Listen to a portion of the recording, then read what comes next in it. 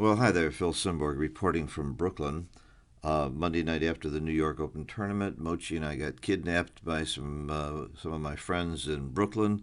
This picture is just a few of them. There were three or four more that did not want to be in the picture. One of them said he was worried about the IRS and all the money he's making playing backgammon. The other one said that if you want to see his picture, uh, just go to any post office and you'll see he's on the most wanted list. And the third one said he told his wife he was at a business meeting. So I can't show all the guys, but we had a lot of fun.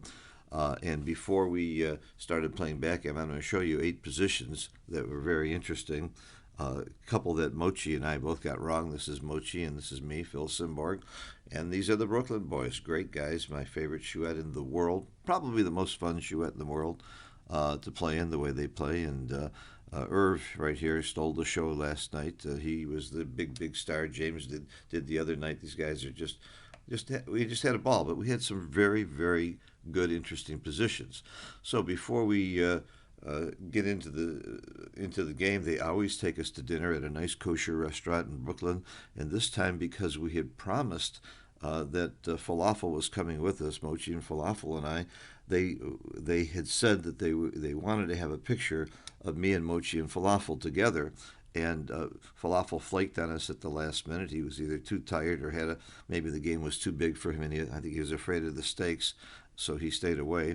But they took us to this wonderful dinner. They had it all planned. This place is famous for falafel, but when Falafel didn't show and they said they wanted a picture of me and Mochy and Falafel, we made sure they got a picture of Mochy and me and Falafel. So this is us, the three of us together, and this is Falafel down here. So we go to Ralph's house, beautiful home in Brooklyn. And believe it or not, there's a lot of beautiful homes in Brooklyn. And after we eat, before we even start the match, they turn on great rock and roll music, get us in a terrific mood, and then they let Mochy and I know exactly what's going to happen. They start out and they open up a really fine bottle of scotch, and that's how the Chouette starts. And you have to take a shot every now and then, whether you like it or not. And of course, we did. Mochy was a good sport, played along. So let's get into the backgammon. Let's see what happens here. We have 8 positions that are interesting or were contested in some way. The first one here is red with the double three to play. Of course, 2 of them are forced. You're not going to play 4 off the 4 point and leave a shot. So you're going to take 1 off the 4 point no matter what. The next question is, are you going to take 3 off the 4 point and 1 off the 3 point? Or are you going to peel 3 off the 3 point and leave this point open? So I'm not going to say anything negative or name negative names about anybody that makes any mistake except for Mochy. And I have his permission to point out his mistakes because they're really fun and because I must tell you the stakes were low because we were more concerned with having a good time and enjoying the game. And these guys love backgammon. They play 3-4 times a week. They take trips every year for a week with and without the wives and kids and play nothing but backgammon. They keep a running score of how they do in the Chouette every 6 months. Whoever's leading gets their name on a trophy. These guys know the game, and I have to say that at least a couple of them have taken lessons from me. So several attended our boot camp, and they do take the game seriously, but nobody has more fun when they play than these guys. It was just, in fact, this is the second time Mochy and I went back. We went to one earlier in the week before the boot camp, and here we were again. We could have been playing all kinds of people in all kinds of places, but there's no place I'd rather be if I'm in the East Coast than in Brooklyn with my buddies there. They're just great guys. Okay, let's get into it. How do you play double threes? All right. Well, Matt Kongeyers yelled at me when he first came to the Chicago Chouette. He said the biggest mistake people make when they're bearing off is they don't peel when they should. And peeling the checkers, taking checkers off, not only wins you more games in gammons, it takes 3 checkers off, but it's also actually safer to take them off. So, again, this is not played right over the board. After some thinking, the player said, well, I don't think you win that many gammons anyway. Let's go to win the game. And look at this, taking him off actually wins the game more. In addition to winning more gammons, it wins 6% more gammons, which is not big, going from 4% gammons to 10, but you actually win the game more too. So when in doubt, peel. Find a very, very good reason not to take checkers off when you can, especially in situations like this. Somebody said, well, what if the board was closed? What if you could really lose this game? Take a look what happens when you close the board, and getting hit doesn't change it at all. What if you had fewer checkers off? Let's make the play, put them all on the 1 point where gammons are almost negligible. It's still right to peel. Look at this. Second best play, 0.017 is not peeling, but now it's very, very close because there's virtually no gammons and it doesn't matter too much. But it's close. Let's take one checker off. Again, peeling is going to be more and more right because every time you take a checker off, that's going to be some more wins and some more gammons. So I think that's a great lesson. Let's move on. This is the Brooklyn Chouette, and position number 2. That was a simple one, I think, for good players to know that peel. Position number 2, do you want to save it? Remember, we had a great meal. It's a late night after a long, long week of backgammon. And then the bottle of scotch came and a lot of other good stuff. Alcohol, of course. Okay, so now this is red on roll cube action. Should red double? Would you double if you were red? And if you were blue, would you take or pass? And if you want to take more time to study this, you can just pause the video. By the way, a lot of people say, why are these videos so small on Facebook? In the lower right-hand corner, there's usually a little thing you can click on and make it full screen. It's not going to be small at all if you click full screen for the video, whether you're watching this on YouTube or on my Facebook page. So if you're red, do you double here?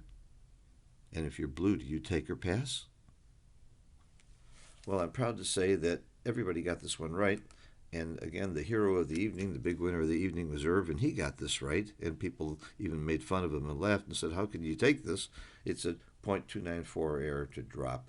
The double is big and correct as well, because you have a lot of market losers. Now that's important. That's an important theory for those of you who aren't an expert at backgammon players. If you didn't double now and you hit him, for example, with a 4, and let's say he didn't come in, you would have what you call losing your market. Means that next time he would drop and you'd end up only winning 1 point. You'd like to win more than 1 point in a game like this. If you double now and things go well, you might win 4 points. You might win the game, and you might even win some gammons. So because you have market losers like that, and other market losers, what happens if you were to roll a 6-3 and point on him?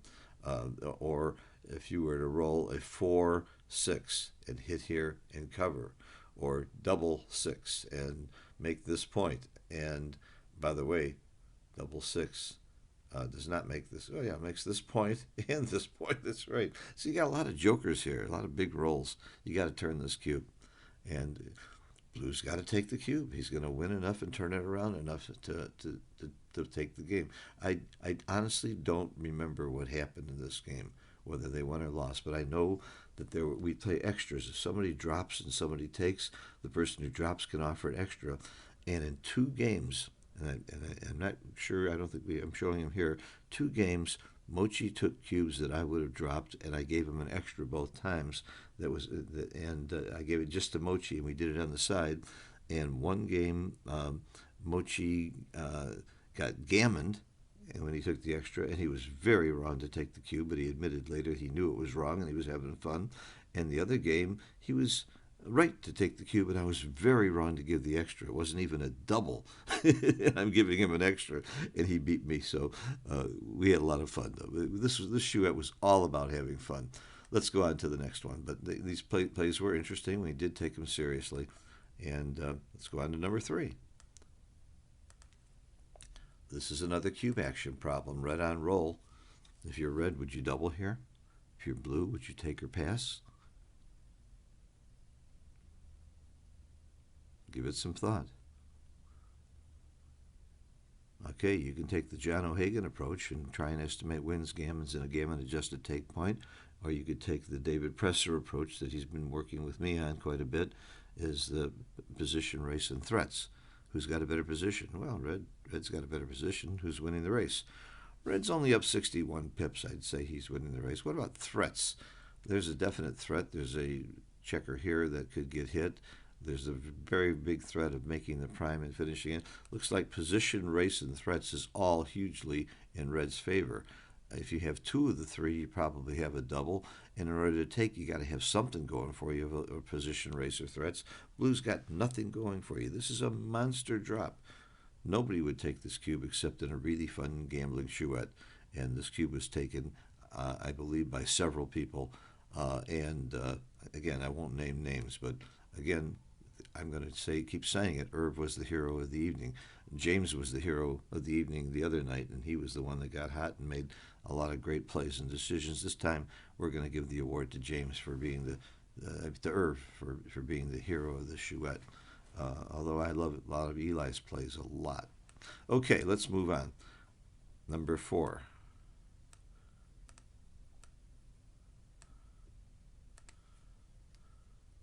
This is a checker play problem.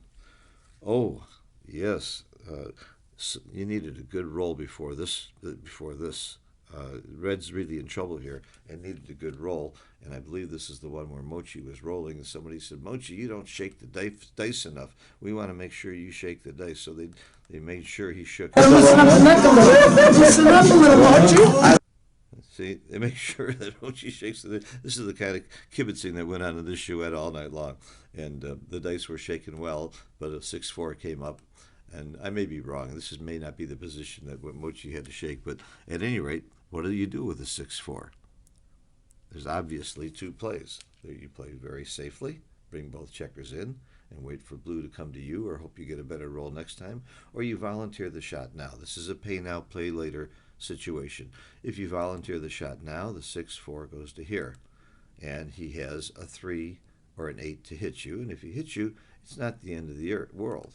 So that might be the right play, or you can make this play, 6 and 4, and now you're not leaving any shot. Notice the cube is in the middle. Was the cube in the middle in this one? Or was the cube turned? Red's up 22 pips. Oh, that's what there's individual cubes in this game, and the cube was in the middle for some, and it was turned for some. So maybe there's a difference of whether it's in the middle or not to which play you make. But I don't think so. I think it's the same play either way. Anyway, I'm very proud to say that I got this wrong. And I'm also proud to say that I had very good company. Mochy's opinion was that it's clearly right to volunteer the shot, and we both agreed it was right to volunteer the shot, which is a huge, huge error. It's almost what we would call a double blunder. So here's one of the better teachers in the world, and certainly one of the better players in the world, if not the best player in the world, getting this very, very wrong. Anybody who thinks that we've solved the backgammon game because of the computer is clearly wrong. And Mochy, again, with his permission, he's not afraid to admit that he's very, very wrong sometimes. That's what makes the game fun and interesting, and that's why anybody can beat him once in a while. That and a little bit of luck, it can happen. I beat Mochy actually in Vegas in the first round a few weeks ago in a major tournament, and as I posted on the video online, in fact, I beat Akiko in that tournament, and I beat Stick. I had a great tournament, and then I lost to some rookie from Chicago named Herb Roman. But I said that, with a little bit of luck, anybody can win this game with just a little bit of luck and 55 years of hard work, which is what I put into this game. So back to this play, you just don't volunteer now because blue may well roll high numbers and crack his board and may be leaving you shots and leaving the two blots in your inner board. That's an unfortunate thing to happen here, to leave the two blots in the inner board so that blue can actually play with some flexibility and even leave a shot himself if he has to, and not be that concerned about getting hit and spread his checkers out and so on. So this is a definite pay later situation, and I venture to say with both Mochy and I getting it wrong, I would guess there may be one or two of you watching this video that might have gotten it wrong as well. Okay, let's go on to number 5.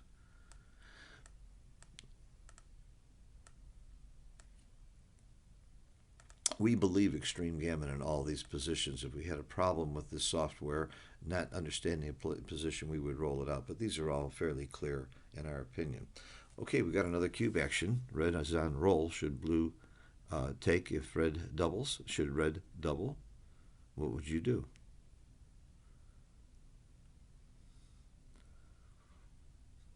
Let's do position, race, and threats.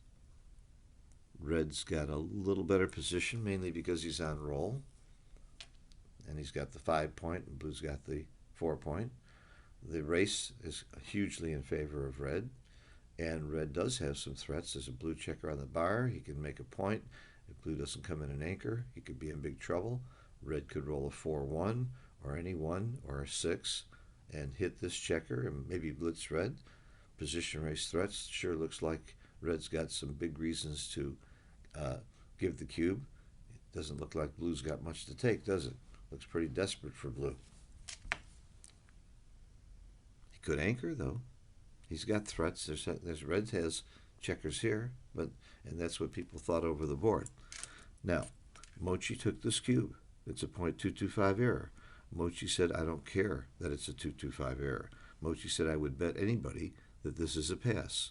However, he was clearly, by far, the superior player in the Chouette, and far better than whoever was on the other side. And it wouldn't have taken too many errors times 2, because the cube would be at times 2, to make up this .225. And Mochy wanted to play, and he was stuck. He was down on the sheet. That's always important. He looked at the sheet, and he saw it was getting late in the night, and he's minus a little bit. And he didn't want to walk away from there and have people say, Mochy lost in this Chouette to these guys? Come on. So he took the cube and gambled a little bit, and I believe I may have given him an extra on this one. This may have been the one that he turned it around, and I lost. So, again, you got to find a reason to take a cube. You got to find position, race, or threats. And, blue can get lucky and anchor, get a second anchor, and maybe do something to red a little bit, but then still he hasn't got that much of a board and that much hope. And even if he does make the second point and gets into a back game, it's not going to be a tremendously well-timed back game. If you have a low back game, like a 1-2 back game or a 1-3 back game, you really would like to have about 100 pip timing. And here you've only got about 50 pip timing. So, and pretty hard to develop good timing with this game. So it's a pretty big pass. Let's go on. Number 6. This is not criticized Mochy night. I can't tell you how many dozens of plays where Mochy was right and the cube action was right and the rest of us were wrong. But I don't show pictures of those. Why should I make Mochy look good? He's already got good PR. And I'm talking about his performance rating is his PR, and it's also the PR value of... Okay, red's on roll. Should red double? If red doubles, should blue take or pass?